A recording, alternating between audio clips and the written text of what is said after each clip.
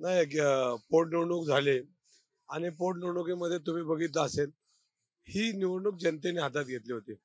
कालचे जे पोस्टर जे सोशल मीडियावर आलेत, ते माझ्या अधिकृत सोशल मीडियावरून आले नाही.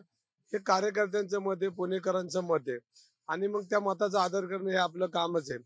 गेली 25-30 वर्षामध्ये सामाजिक आणि राजकीय जीवनामध्ये मी काम करताना पुण्यातून नाही, महाराष्ट्रातला आलेला प्रत्येक नागरिक माझ्या ऑफिसपर्यंत, माझ्या मंदिरात आलेला प्रत्येक माणूस हा माझा दैवत समजून मी काम केले. त्यामुळे आज पुणेकर आणि कार्यकर्त्यांनी जर त्यांचे विचार असतील तर त्यांचा आणि पुणेकर यांचं मी स्वागत करेल.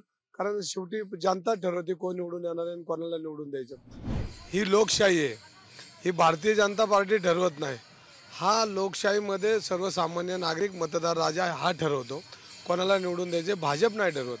भाजप जर ठरवत असतं तर हे आज देशामध्ये अनेक ठिकाणी काँग्रेसचे लीडर त्यांनी पक्षात घेतले नसे.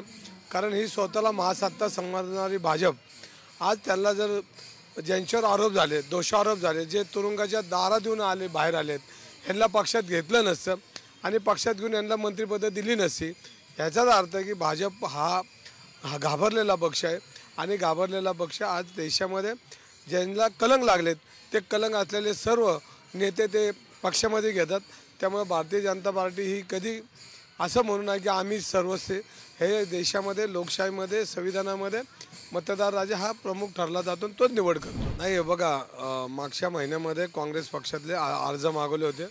माझ्यासहित 20 लोकांनी फॉर्म म्हणजे पक्षाचे फॉर्म भरलेत आणि शेवटी पक्ष ठरवतो कोणाला तिकीट द्यायचं आणि लढवायचं.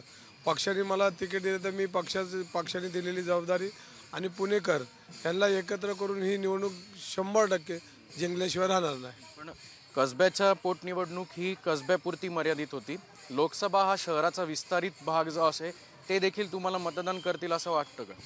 मी पहिल्यांदाच तुम्हाला सांगितलं की मतदार राजा ठरवतो. त्यांनी कोणाला मतदान करायचं हे ते ठरवतात. कुठला पक्ष ठरवत नाही आणि कुठला पक्षाची इथं स्वतः जे म्हणत असेल तर त्यांनी तसं समजू नये.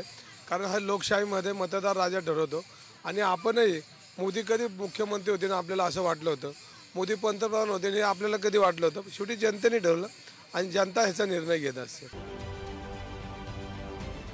राजकारणातील प्रत्येक अचूक बातमीचे सर्वात आधी अपडेट्स मिळवण्यासाठी सरकारनामाच्या सर्व सोशल मीडिया प्लॅटफॉर्मला लाईक, फॉलो आणि सबस्क्राईब करा.